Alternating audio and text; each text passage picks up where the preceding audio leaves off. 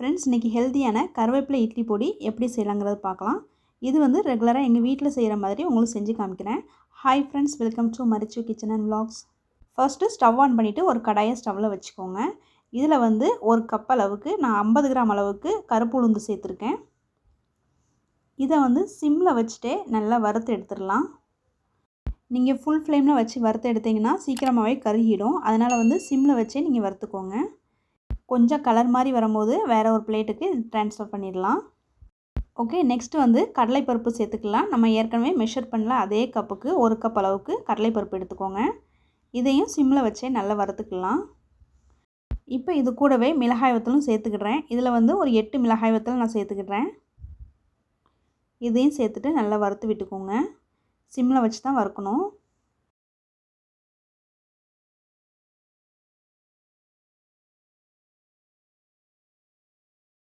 இப்போ இது கூடவே 3 பல் பூண்டு சேர்த்துக்கிடுறேன். பூண்டு சேர்த்தா பொடி வந்து ரொம்ப டேஸ்ட்டாக வாசனையாகவும் இருக்கும்.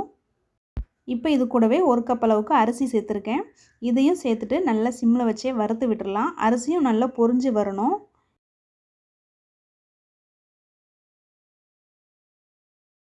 இப்போ இது கூடவே அரை டீஸ்பூன் அளவுக்கு மிளகு சேர்த்துக்கலாம். இதையும் சேர்த்துட்டு நல்லா வறுத்து விட்டுக்கலாம். கடலைப்பருப்பு வந்து வறுபடுறதுக்கு கொஞ்சம் லேட் ஆகும். அதனால் வந்து கடலைப்பருப்பு கால்வாசி அளவுக்கு வறுபட்ட பிறகு இது எல்லாமே 1 பை 1 சேர்த்து வறுத்துக்கோங்க. ஓகே, இது எல்லாமே இப்போ வறுபட்டுருச்சு. அரிசியும் நல்லா பொரிஞ்சு வந்துட்டு பாருங்கள். இந்த மாதிரி நல்லா பொரிஞ்சு வரணும். இதெல்லாம் வறுத்து எடுக்கும்போது சில பேர் எண்ணெய் ஊற்றி வறுத்து எடுப்பாங்க. நான் எப்போவுமே எண்ணெய் ஊற்றி வறுக்க மாட்டேன். ட்ரையாக தான் நான் வறுப்பேன். நீங்கள் இந்த மாதிரி எண்ணெய் சேர்க்காமல் ட்ரையாக வறுக்கும் போது இதை 2-3 மாதத்துக்கு கூட நல்லா கிறிஸ்பியாகவே மொறுமொறுப்பு தன்மை இருந்துக்கிட்டே இருக்கும். பொடியில் நல்லாயிருக்கும். கடலைப்பருப்பு எல்லாத்தையும் வறுத்த பிறகு 2 கைப்பிடி அளவுக்கு கருவேப்பிலை ஆட் பண்ணியிருக்கேன். நீங்கள் வந்து காஞ்ச கருவேப்பிலை இருந்தாலும் போட்டுக்கலாம், இல்லைனா ஃப்ரெஷ் கருவேப்பிலையும் சேர்த்துக்கலாம்.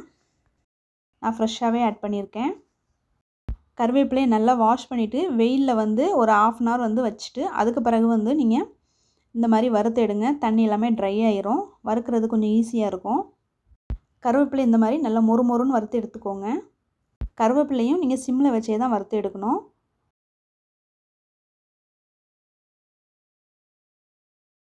ஓகே, எல்லாமே வறுத்து எடுத்தாச்சு.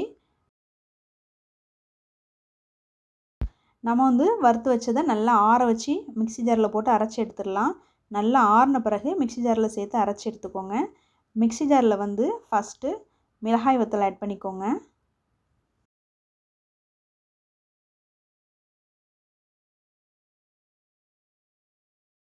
மிளகாய் வத்தல் ஆட் பண்ண பிறகு நம்ம ஏற்கனவே வறுத்து ஆற வச்சுருந்த எல்லாத்தையுமே இது கூட சேர்த்துடலாம். நான் வந்து பெரிய ஜாரில் போட்டு அரைச்சி எடுத்துக்கிட போகிறேன். சப்போஸ் நீங்கள் சின்ன ஜாரில் போடுறீங்க அப்படின்னா 2 ட்ரிப்பாக நீங்கள் போட்டு அரைச்சி எடுத்துக்கோங்க.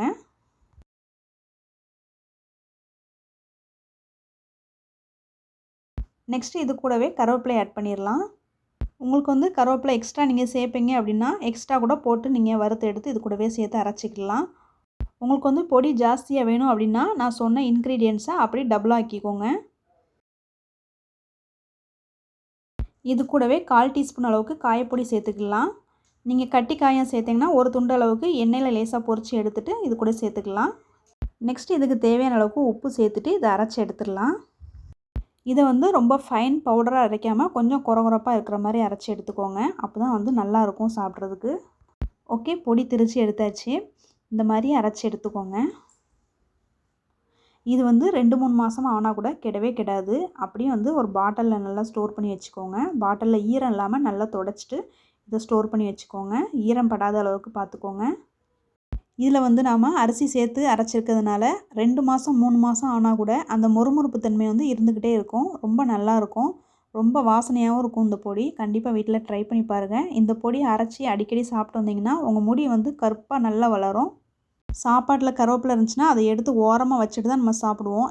இந்த மாதிரி செஞ்சு சாப்பிடும்போது இதில் உள்ள முழு சத்தும் நம்ம உடம்புக்கு வந்துடும். கண்டிப்பாக வீட்டில் ட்ரை பண்ணி பாருங்கள். இதில் வந்து நல்லெண்ணெய் விட்டு சாப்பிடுங்க. ரொம்ப டேஸ்ட்டாக அருமையாக இருக்கும்.